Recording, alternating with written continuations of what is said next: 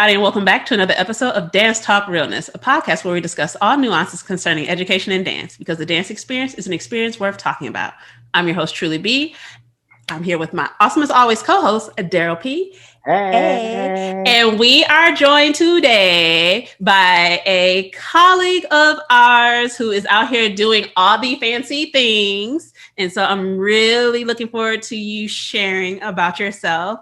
Miss Teri Barnes. Welcome. Yay. Thank you for having me, Miss Truly and Daryl. Thank you guys so much for inviting me. I'm happy to be here. Of course, of course. So let's just jump straight into it. Let's start with giving just an introduction of yourself, your dance journey leading you to where you are now. Okay. So as you've already introduced me, I'm Teri Barnes of Divine Expressions, dance instruction and massage therapy. I'm a licensed massage therapist. How did I get here? Well, I started out as, of course, a professional dance educator in Prince George's County Public Schools. And I've been doing that now for 20 years. And I'd say at about the 15-year mark, I started to feel that itch of this is not enough. It's not enough as far as to me feeling comfortable with my career. I don't want that to be the end, the be all end all. Wanted to be able to accomplish more and to see how I can in other ways reach my students, reach people, connect with people. I am a people person by heart and by nature, and I love connecting and being social, and I think that's a part of artistry. And so the more I connect with people, the more I grow artistically, because I can see personalities. I hear their stories, and I want to tell those stories. I want to share those stories. I want to offer support for some of those stories. And so in about 2015 is when I decided, I have to reach somewhere else. And I noticed that I am very inclined to want to help and to want people to feel better and to do better, and to whatever their better is, how can I help them get there? That was really my feeling. And so because I started to pray and ask God, God, how can I stay connected to my art form? Because dance, of course, number one, is my heart. Mm-hmm. I wanted to do something more, but I wanted to stay with dance. I wanted to be able to still connect with dancers and my dancers and the students who've come through my classroom and their families and everything, because seeing them grow was one thing. And once they leave my classroom, they move on to high school and college, and they're still doing it. And they come back and they share what they learned from me was a lot for me to be like, wow, that was invigorating. So how can I take that and expound upon that and still connect with them? And so I found my little heart in massage therapy, because as you and I both know, in the world of dance, there are injuries, there's hurt, there's strains and sprains and all kinds of physicalities and things that keep us from healthfully, or I should say more positively, in a more healthy manner, continue dancing.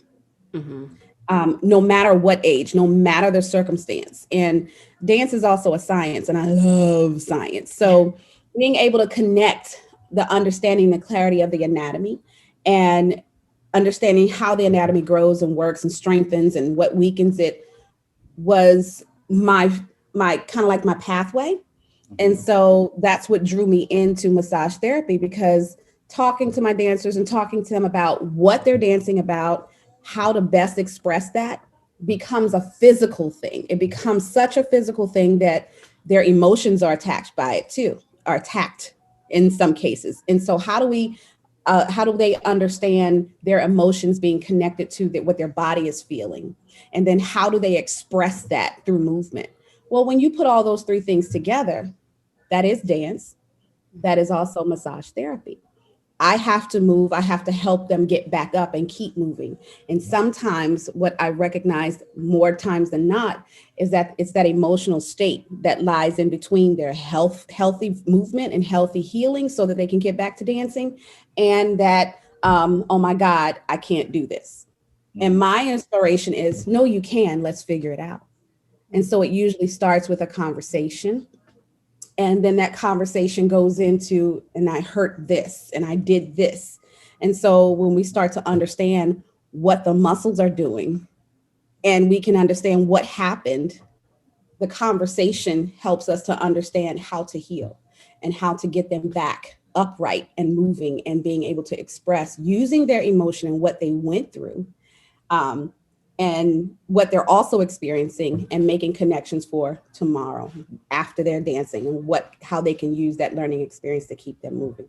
Did that make sense? I know that was a lot. No, perfect sense. So I found a love in that. And so it's not just dancing for me anymore. It's dancing for health. It's dancing for wealth of knowledge. It's dancing and continuing to dance. My partner, who is still performing, and my love is 50 years old, and I'm glad that I can help her keep doing it. And I know that what I am doing, she is one of my regular clients. What I am doing is helping her, and I see it. I see it. When I can see it, other people can see it, and when she can feel it, that's amazing to me. And so that brings me to the importance of conversations like this. We are dancers. We understand what the body goes through. Mm-hmm. And it's so important for us to take care of our tool.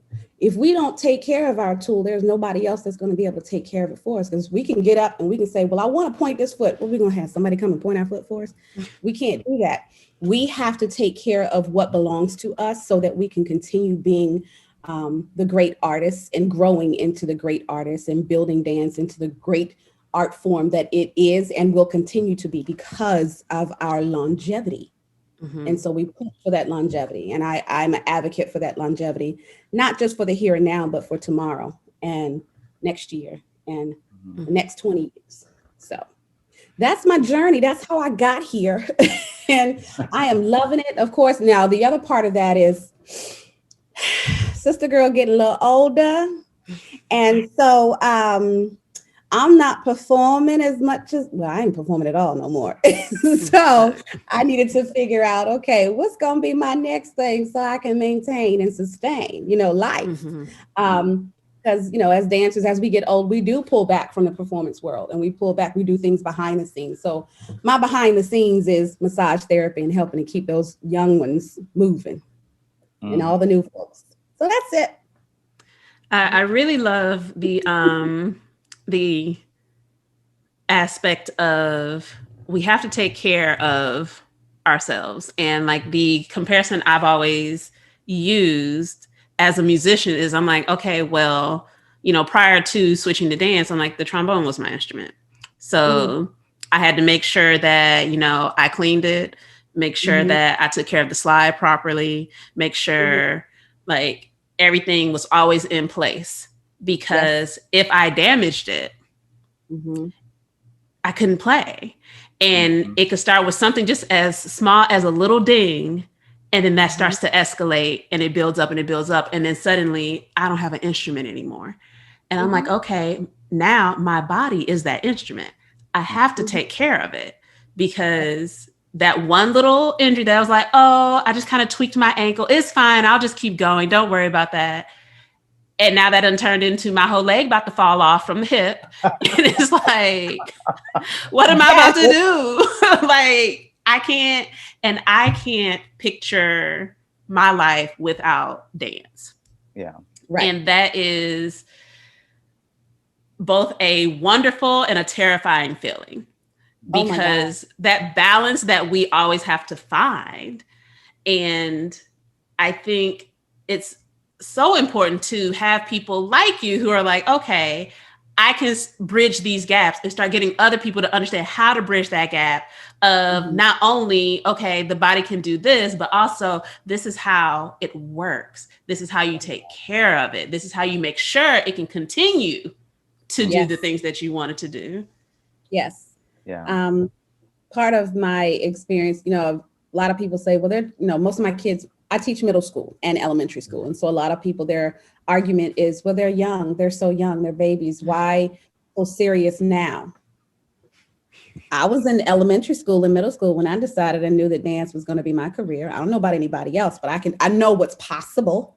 And so if it is possible that these kids can identify and grasp, hold on to this art form now, why not begin to educate them and help them understand what they're walking into realistically, not fairy tale like. Now we can, as a mother, I'm a mother of two, not girls, but I got two boys, and I tell them there is, and any mother would, I don't know a mother who would tell their child they can't do something. You can do whatever you decide you want to do, but we're going to go through it logically, and we're going to go through the process of building and preparing you in a manner that's going to be realistically preparing you, not something out of a book. We want them to have a realistic experience. And so sometimes they have to understand that, that experience it's going to hurt sometimes, because you're not going to be selected all the time. You're not going to be at the top you could be at the top of the game for a year, 2 years, 3 years, but at some point you're going to be at the bottom of that pile. And so how are you going to build yourself back up out of that?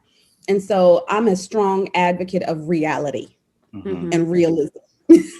I'm optimistic, yes, but to me, I'm like, okay, but take what you are experiencing right now, and how do you develop from that? How do you build from that? Do you just say this is what it's going to be always?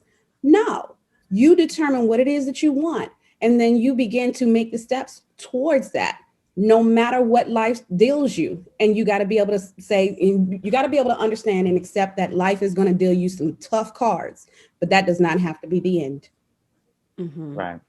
Yeah, I love your just talking about, once again, and truly kind of touched on it too, about, taking care of the body, and and I think it's good for our young dancers, and even our seasoned dancers, to really understand like the different art forms that are out there, that coming from a Hawkins technique background. And I just did a class for Northwestern High School, two sessions of Hawkins, and some of the feedback that a lot of the students said was that, like, wow, this technique just feels like anybody can do it, and it doesn't take flexibility X, Y, which there's some flexibility that goes into doing that, but it's a flexibility that's in a way that I can realize they probably have never used their bodies before in their body, right? And it comes from a different place. And I think that it's important for us as dancers to teach those methods of protecting the body, because I think sometimes we are always about, get that leg up there, get those turns up there, get that passe up there. But then it's like, what's the recovery? What are the recovery lessons that we're teaching them after we're asking them to do those certain things? Even for ourselves, as like someone that still does perform a little bit, not a lot, but a little bit, like, how am I still taken care of, and asking my body to do those things, but then on the flip side of that, how am I asking my body to recover? Yeah. And I find that even now when I'm teaching them the grassroots, because I believe that understanding how to execute appropriately for the body's sake is going to be their strength.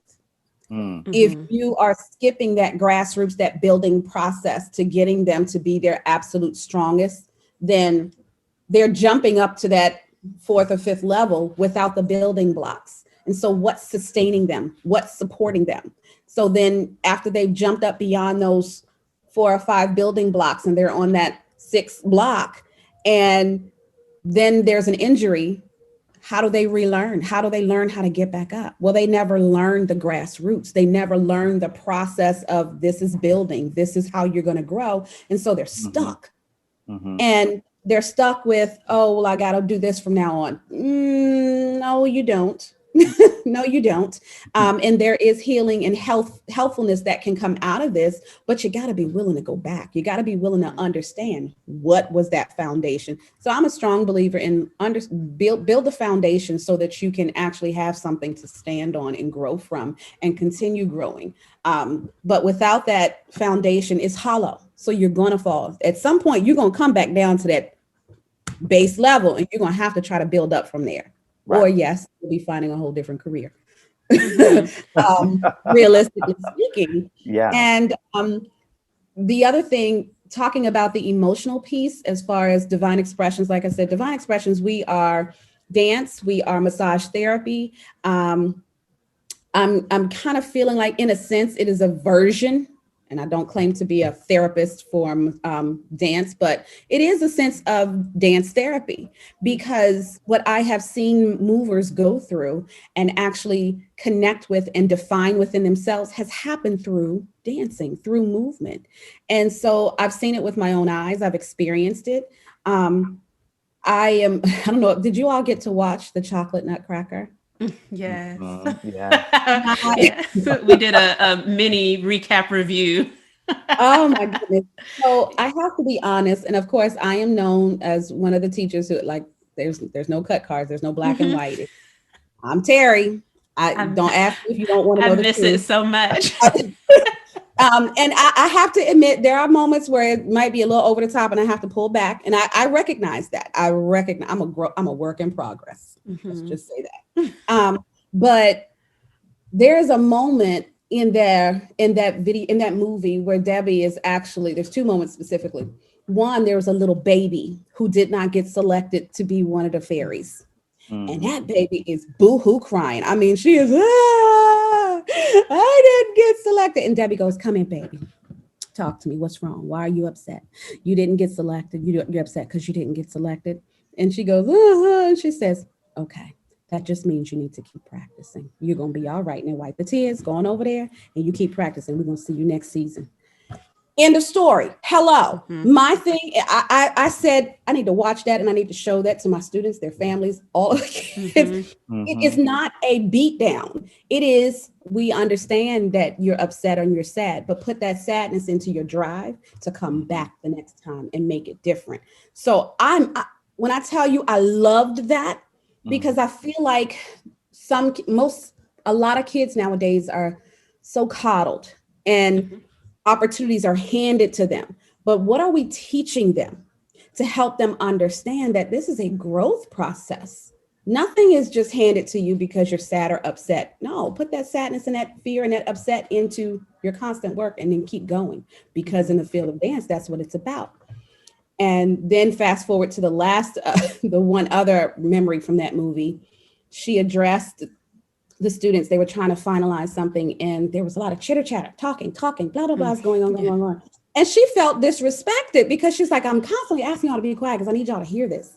I need you to hear what to do next. And they wouldn't be quiet. Debbie said, okay, hold on, shut up. Everybody, shut up. Do you hear that? That's what I want to hear. I don't want to hear anything else. We are working to make you look good. I feel like that is missing now. It's missing in the development of the art. It's missing in the respect of the art, respect of the people, respect of the process. It's all of that is beginning to go missing because of the heightened, I guess, in a sense, sensitivities that some people have. And I respect people in their sensitivity. I respect people and everyone in their views. I just feel like there's so much that has changed due to in the field of arts, dance specifically, and presentation. There's so much that has changed that people they don't want to put the work in. They don't want to do the hard stuff that makes it great. And they feel like it doesn't have to be that way. Well, you're right, it doesn't. But when we are faced and forced with this brick wall that has been now placed in front of us, do we knock through it or do we kind of tap to see if it's gonna break? No, we gotta bust through that wall or figure out a way to knock it down to keep going. So I say all that to say, I'm a part of my push and my concern is I look at the future. I'm looking towards the future. And if we're going to build individuals, young individuals into strong adults, then we've got to start letting them feel some of the pressure of the work. We've got to allow them to go through that and experience a lot of the pressure and the hard part of learning and pushing past their individual struggles. And letting them be in those moments for a moment. I feel like we're getting away from that. So I know that was kind of like veered off, but coming back to what dance is and the teaching process and the growing process and the learning process, I think that is something that is very important, that they have to either learn how to accept or not and find another art. I don't know. Like, no, because when I tell you, I don't even think that it's that we're getting away from it. I think we have gotten away from it. I stayed in trouble, as you know, y'all both know, stayed in trouble because I pushed too hard. And I'm like, maybe you hold their hand too much. I'm like, I'm not saying or doing anything I wouldn't say or do to my own personal kids. And maybe I just have high standards and other people have low standards for their children. But I'm like, you can do that in your house. But if they're in my room, bar is high, like on purpose. And I expect them to meet and exceed it. Because if they go on in this, whether they're doing it professionally or they just want to continue taking classes, I want you to do it well. And I want you to be safe while you're doing it. And for those who want to go into the field, baby, you need to know that there's going to be a time that somebody will say to you, no. And quite frankly, sometimes that no has nothing to do with you. They knew who they wanted before you set foot in.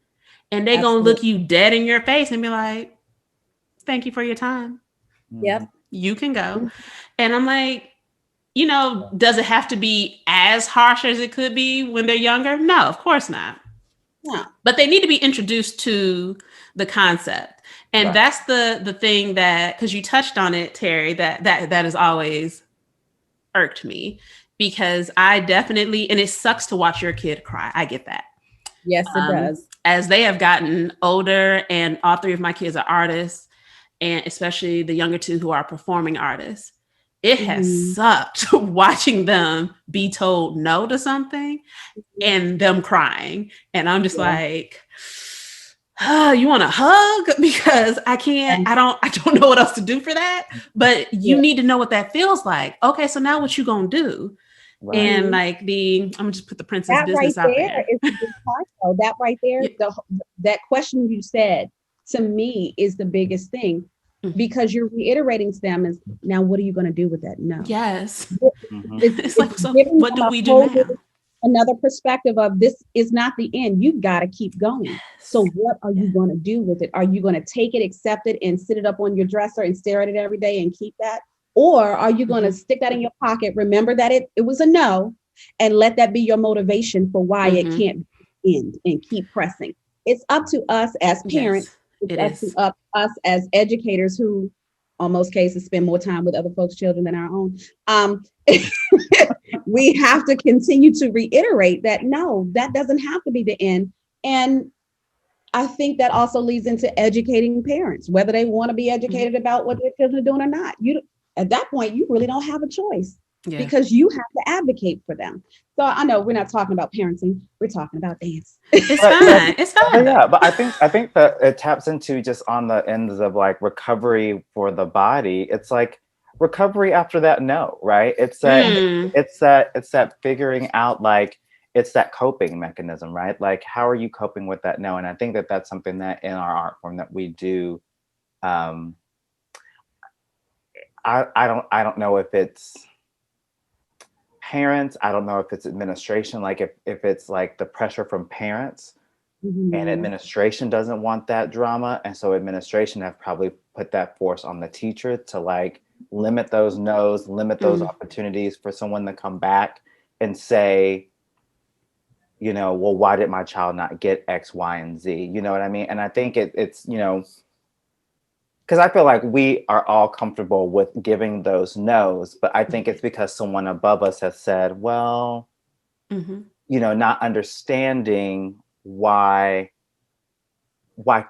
children need to hear those no's, right? And a parent in your office complaining that their child is upset because I told them no, is not the end of the world. Not even for that administrator. That, because sometimes you just look at that parent in the face and say, well, do you need a hug? What do you, and it's the same thing you told your children. What are you going to do with that now? I was like, okay. You know what I mean? So now let's move forward. Yeah. How are you going to help your child cope with that now? Oh, you just opened up a whole new can of worms that I'm gonna put the top on it and just shift it over there because I want to keep my job for now. Number one. Oh, yes, ma'am. Yes, ma'am. I am a fan of not having anybody up on here losing their whole job. No. You always have the discussion offline. It's fine.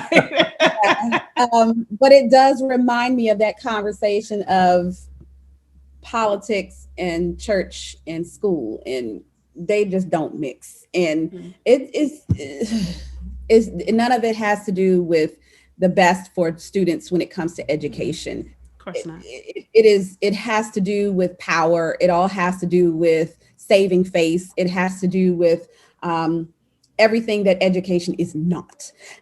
And so I just feel I continue to focus on, okay, what was I hired to do? And I was hired, when I go back to that moment where I was hired for the job that I work now, it was said to me, we want someone strong who can build a program, offer the students unlimited access to all things dance, and somebody who can come in and not only lay the foundation for it, but build it, grow it, provide performances, give the people what they want. Okay, yeah, I can do that for you. And I do that, but I can't tell you how many times in doing that, I've been called to the carpet, called to the table, and I'm looking like, Thank you. ain't this what you asked me to do?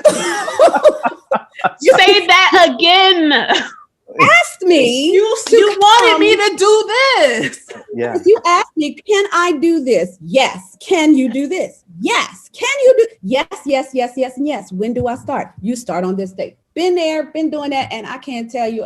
I feel like the principal's office had become my planning area, because outside of teaching, I was sitting there, I'm like, I need to be planning the next thing, not answering questions as to why I chose to do.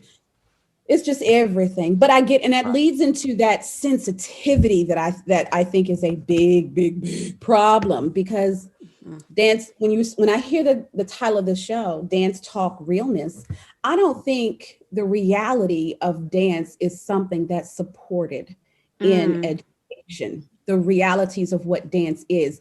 And so it leads me to say, okay, are we trying to, is education something that's trying to change dance into something they want it to be, or that they feel it should be? Or are they taking the art form and upholding it for what it is, inclusive of everything that it takes to get to the beauty of what we see, which is always the final product. We don't see the building product, the process. We see the final product. But there had to be a process to get to that final product. And what I believe education leaves behind is that building process. And that building process is something that it's like that foundation of the dancer who skipped those 4 and 5 blocks and jumped up there and was like, yep, I got my leg up here and blah, blah, blah. And then when they get on that stage and they go, whap, and they like, wait, something just happened.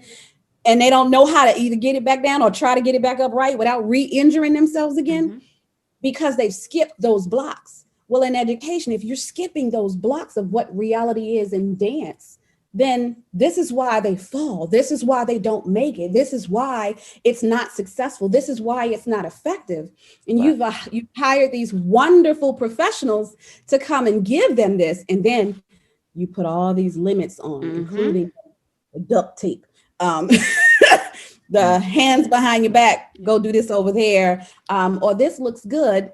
Let's use that for now. And then put it aside because, it ain't working for us right now. So those things I think are hindrances. And Dance Talk Realness is the opportunity to identify those, the realities of what it is and honor it and allow it to be what it is without changing it. And that is something like Daryl and I have definitely tried to hit that from so many different ways, that it's like they want us in this box and it's like, y'all, we don't fit in there.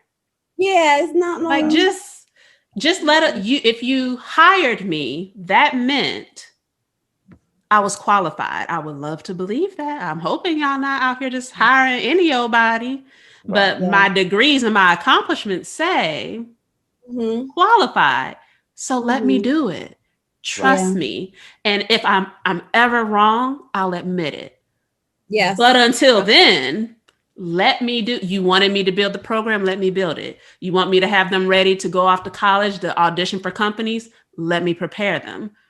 I can't do that if you're going to tie my hands behind my back, tie my ankles to a chair, and cover my mouth. It won't work. Right. Or even be absent.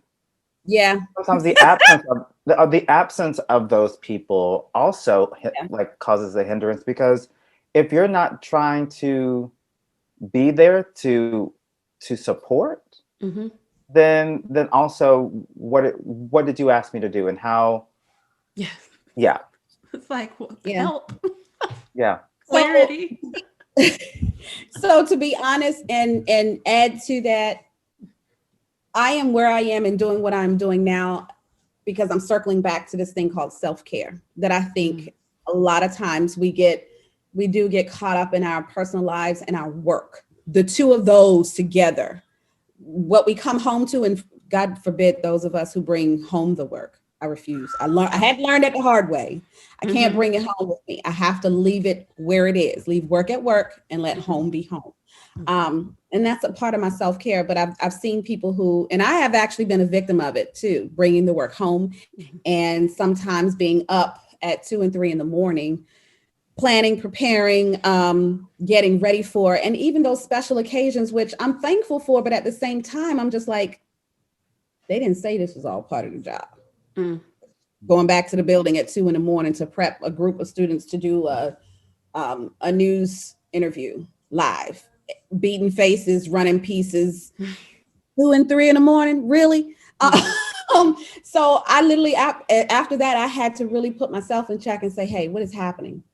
And so it became a focus of self-care, because at the end of the day, if I kill myself doing this job, they're going to be accepting resumes within 24 hours. Say a word. They sure will. They're going to be accepting resumes, looking for people to put in my place in 24 hours. And in less than 24 hours, we got a vacancy. Who can we put there? It's this program. Who can we put there? And I'm like, what happened to making sure you don't end up having to do that? What happened to making sure that I'm good so that I can continue to come back? So that self-care thing, that is a big push. And so right now, even more so, of course, don't get me wrong, I'm an advocate for the art, but I'm an advocate for being in your right mind and taking care of yourself so that I can continue to be that great artist and educator that I was hired to be. And so that self-care is extremely important. And I push that in every aspect of, I don't care what your job is. I don't care if picking up the trash every day is your job.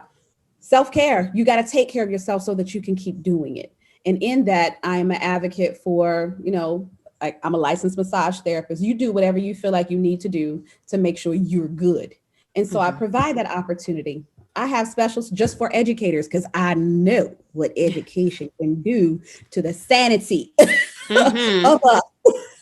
It will definitely challenge our sanity. And so educators can come to me and show me your ID and say, unless I already know that you're an educator, and say, I need some relaxation. Okay, well, you get 2 for a discounted rate each month, if that's what you so desire.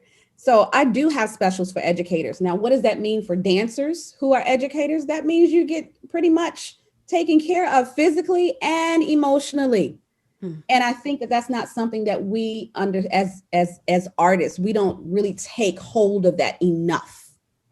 Yeah. Some of us do, but not enough to where you really feel the benefit in your physical body the next time you get up to go and move. You understand what I'm saying? It is definitely a different experience to be physically taken care of for an hour or two, not engaging any stressful conversation or stressful talk. You literally have to come down off of that and put that requirement of being the overachiever, exemplary individual for your students and before your students and before your leadership and blah, blah, blah. Like literally put that on the back burner for a minute and look at you and stand in the mirror and say, what do I need right now? Sometimes it's silence. sometimes is I just need to be in this space with just some music. Sometimes I need to go and lay on a warm table and let somebody massage my head so I can put my gray matter back in the right spot. Because it gets, hey, let me tell you, that brain, the brain gets congested too.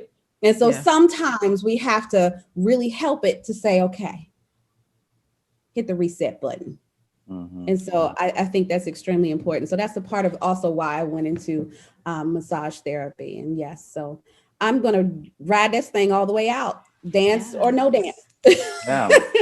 Yes, I'm here for that. And it works for kids too. Hey, let me tell you, I got a 9-year-old. Yes. Once a week, I lay him on that table with that lavender oil. And I anoint him, and we got to calm him down a little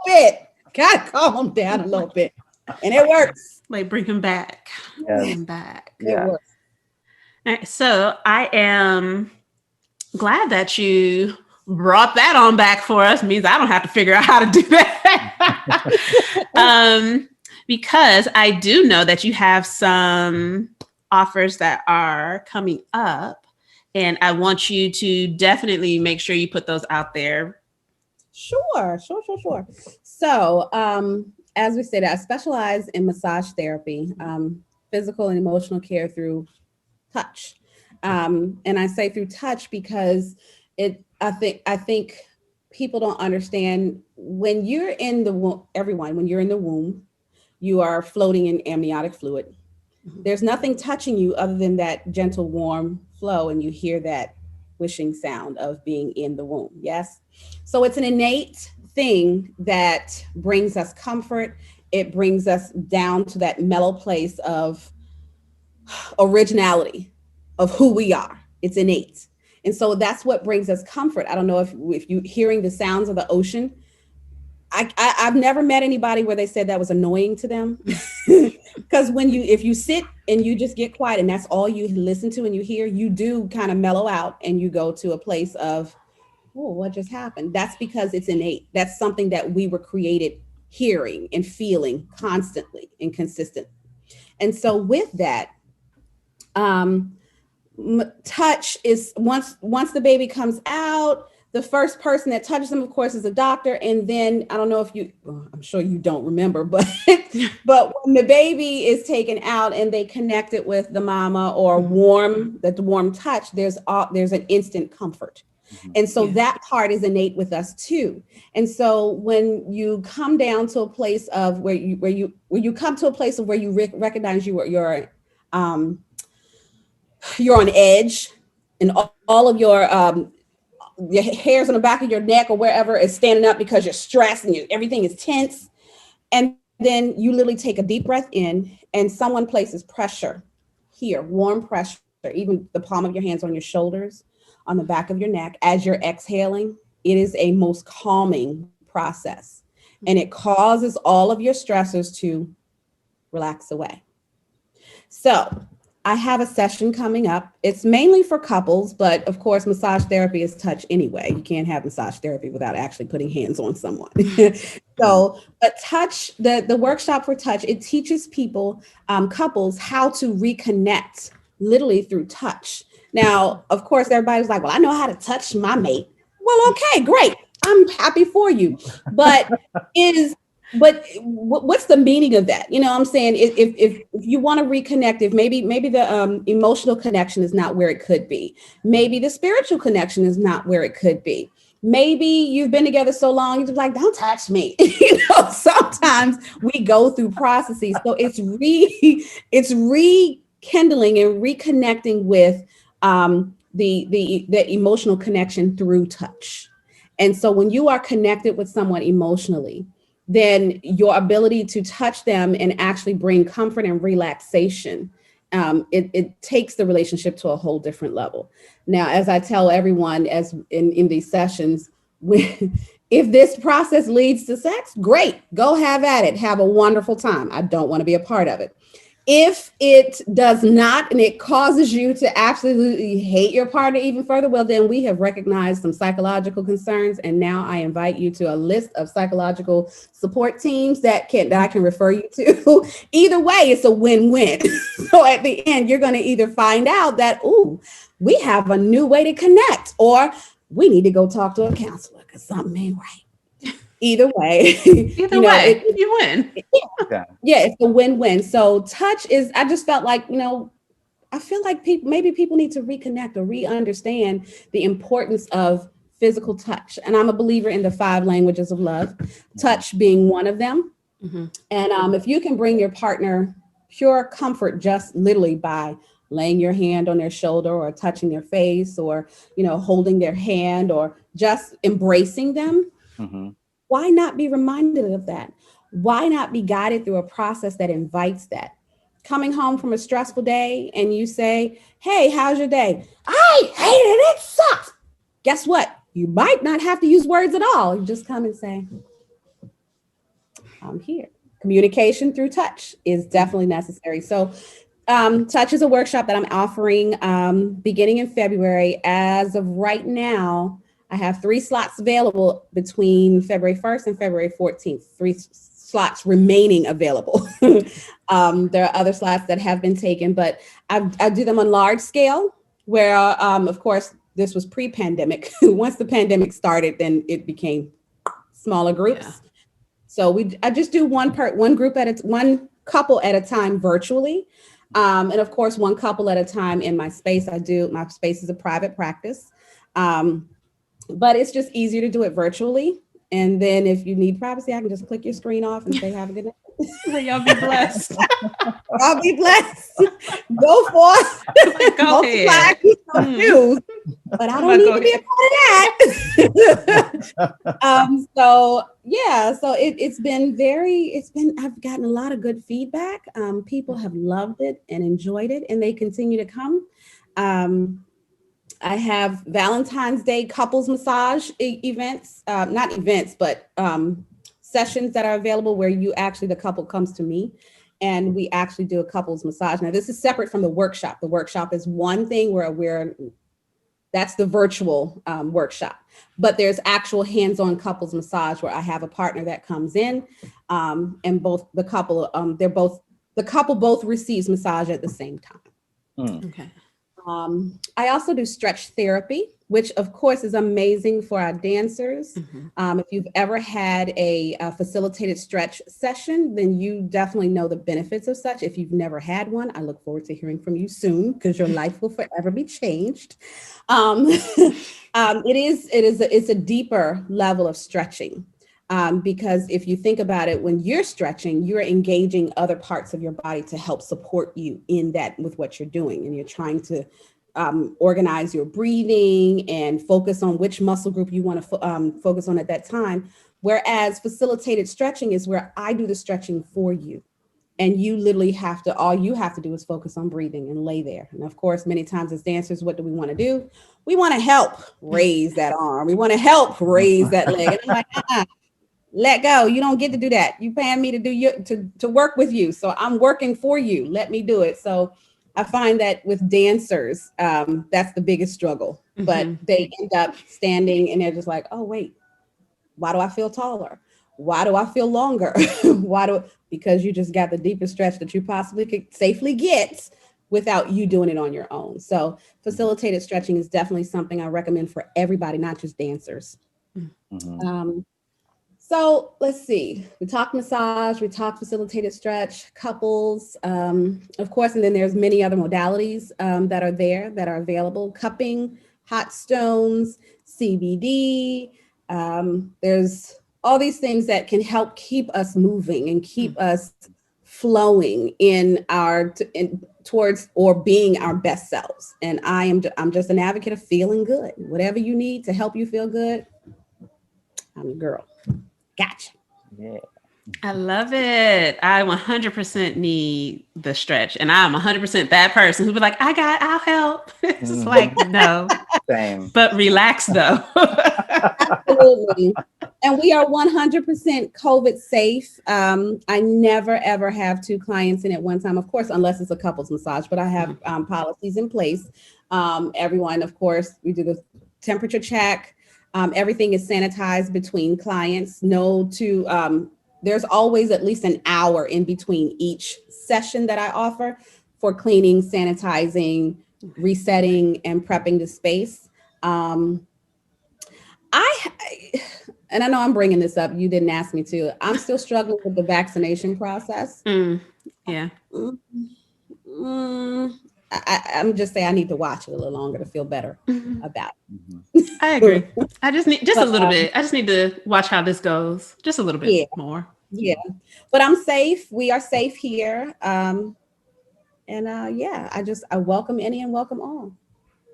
Awesome. And we will, of course, be posting all of your information up also, so people can definitely find you. But I will also say it verbally. So you can find Teri on Instagram at DivineX, like the letter X, _ LLC. Yes. Facebook, Divine Expressions Dance. And expressions is capital X, Pressions. Yes. I know that's real hood how I said that, but y'all get it. Y'all understood. Yeah. And then you can also find her website, www.divine-expressions.com. Please check her out. Daryl and I can both vouch for her as a person. She's amazing. If there's anything that she's like, yeah, but you need to do this, don't worry, she'll let you know. She won't let you go out into the world not knowing the things you need to do better. And I'm an educator. I don't just get you in here and lay you on the table. No, there are pictures. The whole muscle group is there. I am explaining to you what's happening, what you need to do, why you need to do it as we go through the process. And it is very beneficial. I have not had a client not thoroughly satisfied with their experience. And I've been in practice almost 2.5 years. So I love it. I need to schedule an appointment. I was talking with, we always name drop her, talking with Marcina. Always name drop her. She may as well be on here with us all the time. Always throwing her into the conversation. But we were definitely talking about that we need to schedule appointments with you in the very near future. So absolutely. It is a thing. Yeah. A lot of people say, oh, COVID, we got to wait for COVID to go by. And I'm like, okay, I'm not going nowhere. I'll be right here. Understand. Yeah. I understand everybody has different levels of what they're willing to do and how far they're willing to go with regard to COVID and the pandemic, and how I respect it. I 100% respect it, and I don't look down upon it. Everybody has to do what works best for them. Part of that self-care. So true. All right. Well, again, thank you, Teri, for joining us today. Amazing. I missed y'all. I know. I miss being all in the same room. I know. Doing things. Guys. Listen, Carol, we got to get Tanisha on that curriculum writing again. Say, hey, listen, what's happening? It's the curriculum family. Where we at? Yes, exactly. Look, I stay trying to kidnap her. I'm going to figure that out. I'm like, go ahead, have the baby on here with you. It's fine. It's fine. I've had 3 of those. Like, I understand. Bring them with you. Listen, something about our dance community that no matter what's going on, it don't matter to us. It don't. You be like your leg falling off? I got duct tape. Come on, baby. Come on. Like, we hanging. Like, let's go. Yeah. All right. Thank you all for joining us yet again here at Dance Talk Realness. You can follow us across all the platforms where you can find us. If you have any questions or you want to drop us a line, feel free to do so under any of our posts or shoot us an email at dancetalkrealness@gmail.com. And we look forward to bringing you fresh new content next week. Make sure you check Teri out. We'll see you then. Bye. Bye.